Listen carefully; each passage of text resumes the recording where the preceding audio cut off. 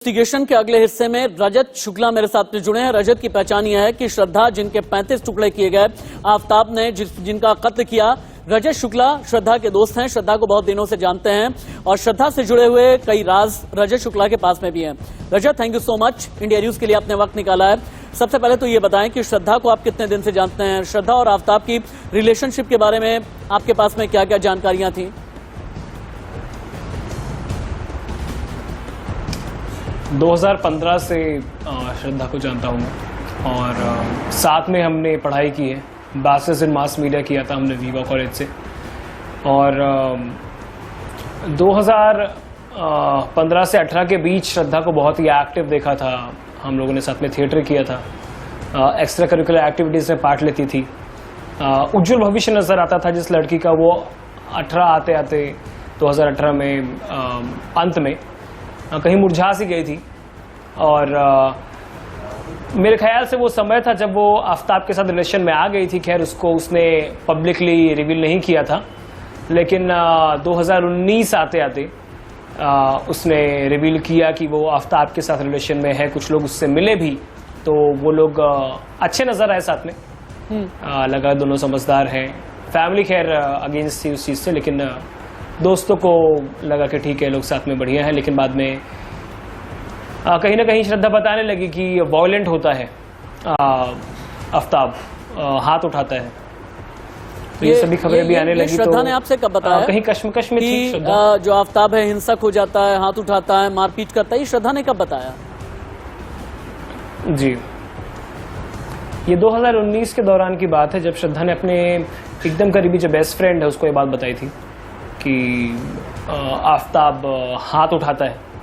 और बाद में उसने एक और जो उसका बचपन का दोस्त है उसको बताया था कि वो उसे रेस्क्यू करे, उसको साथ में ले जाए, नहीं तो ऐसा मुमकिन है कि उस रात वो आफ्ताब श्रद्धा का कत्ल कर दे। यानी 2019 में ही अगर आफ्ताब वायलेंट हो गया था और अपने दोस्तों को श्रद्धा बार बार बताना चाह रही थी, क्या कभी आपको ये लगा कि श्रद्धा इस रिश्ते से बाहर आना चाहती हैं? आपकी आखिरी बार श्रद्धा से बात कब हुई है? श्रद्धा बिल्कुल इस रिश्ते से बाहर आना चाहती थी। उसने अपनी जो करीबी जो बेस्ट फ्रेंड है उसको बताया था कि वो नहीं रहना चाहती इस लड़के के साथ में, पर कुछ तो मजबूरी जरूर रही होगी जिसकी वजह से वो थी। मजबूरी का मतलब क्या? जो थी आफ्ताब कोई ब्लैकमेलिंग कर रहा था? हम कभी आपको ये भी शक है? हाँ, मुझे शक तो है बेशक, लेकिन ये शक के कोई स्ट्रॉन्ग ग्राउंड्स नहीं है मेरे पास। ठीक है, क्योंकि आज ये मर्डर हो चुका है तो जाहिर सी बात है कोई एक स्ट्रॉन्ग इन्फ्लुएंस जरूर रहा होगा जिसकी वजह से श्रद्धा के पिता का ये कहना है कि लव जिहाद एंगल से भी जांच होनी चाहिए।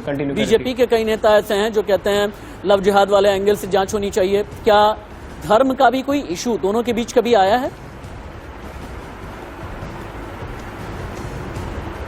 अभी पर्सनली इन लोगों के बीच क्या बातचीत थी ये हम लोगों से तो अनजान है। और अगर ये वाकई में ऐसा कोई धर्म का एंगल है और वाकई में उसके तहत यदि ये चीज़ें हो रही है तो बहुत शर्मनाक है। क्या आपको कभी ये लगा कि आफ्ताब इतना ब्रूटल है, इतना क्रूर है, कसाई है, जल्लाद है कि श्रद्धा के 35 टुकड़े कर देगा? बिल्कुल अंदाज़ा नहीं था।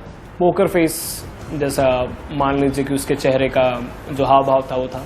आप चेहरा देख के नहीं भाव सकते थे कि वाकई में ये इंसान अंदर से कैसा है। तो आपने कभी आप लोगों ने मिलकर के कभी श्रद्धा से कहा कि बस बहुत हो गया, अब इस रिश्ते से बाहर आना चाहिए, अगर ये इतना वायलेंट हो रहा है? श्रद्धा अगर 3 साल तक इतनी परेशान थी।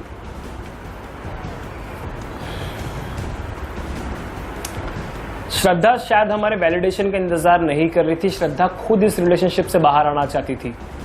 श्रद्धा जो कि ये भी एक खबरें आ रही है कि शादी करना चाहती थी। कमिटमेंट की वजह से ये मर्डर वगैरह हुआ। ये सब वाइट वॉशिंग है आफ्ताब की, ये सरासर झूठ है। इनिशियल इन्वेस्टिगेशन में एक और बात निकल करके सामने आई है कि आफ्ताब की कोई और भी गर्लफ्रेंड थी, बल्कि खबरें तो ऐसी भी आ रही हैं कि डेटिंग ऐप के जरिए कई और लड़कियों के साथ में संबंध में था आफ्ताब। इसके बारे में कोई जानकारी आपको?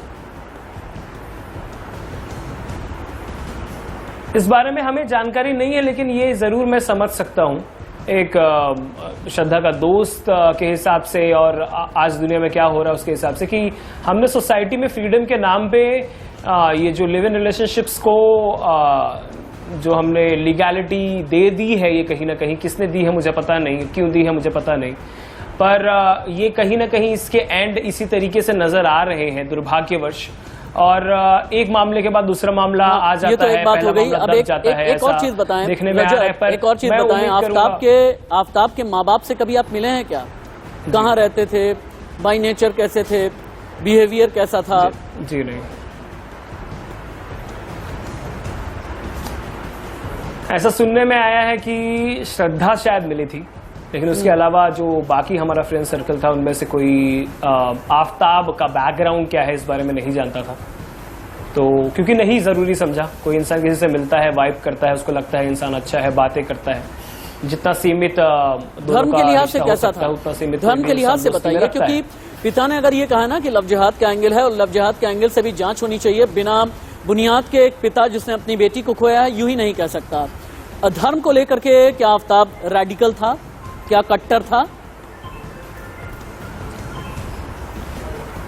देखिए, मैं जहां तक बात रही श्रद्धा के पिताजी की, तो हम आज कितना भी इस बात का दिखावा ढोंग कर ले कि हम प्रोग्रेसिव सोसाइटी में हैं, हम बहुत मॉडर्न हो गए हैं, इंटरनेट युग है और पता नहीं क्या क्या, अभी भी हमारे यहाँ जाति, धर्म, संप्रदाय ये बहुत मायने रखता है। और बिल्कुल मायने रखता है जब वो आपका एक यानी आप ये इशारा कर रहे हैं कि लव जिहाद जैसा कोई एंगल हो सकता है, इसकी जांच होनी चाहिए, आप इस तरह की मांग करेंगे? अगर बिल्कुल अभी तो मेरे ख्याल से मेरी मांग तो होगी कि ना सिर्फ लव जिहाद बल्कि टेररिस्ट एंगल भी चेक किया जाए, सारे क्रिमिनल ग्राउंड्स पे चेक किया जाए, क्योंकि कोई औसतम इंसान सोच नहीं सकता ये सभी चीजें करने का। जो एक इंसान ना सिर्फ किसी को मार दे, उसके टुकड़े कर ले, उन टुकड़ों के साथ रहे, उन्हें डिकम्पोज कर दे, लोगों को गुमराह करे, अपनी कहानियां बनाए, ये कोई आम इंसान नहीं कर सकता। इतना मेंटल कैपेसिटी किसी आम इंसान में हो ही नहीं सकती। रजत, बहुत शुक्रिया आपका, इंडिया न्यूज को आपने वक्त दिया है। आगे चूंकि इंडिया न्यूज की एसआईटी भी इन्वेस्टिगेशन कर रही है, आगे हम फिर से आपके साथ में संपर्क करेंगे और हम ये चाहेंगे कि श्रद्धा के लिए आवाज बुलंद करने वाले जितने भी लोग हैं, जो भी श्रद्धा को एक दोस्त के तौर पर आज भी याद रखते हैं, उनके लिए इंसाफ की लड़ाई इंडिया न्यूज पर आकर के लड़ाई जरूर। एक छोटा सा ब्रेक, कहीं मत जाइएगा।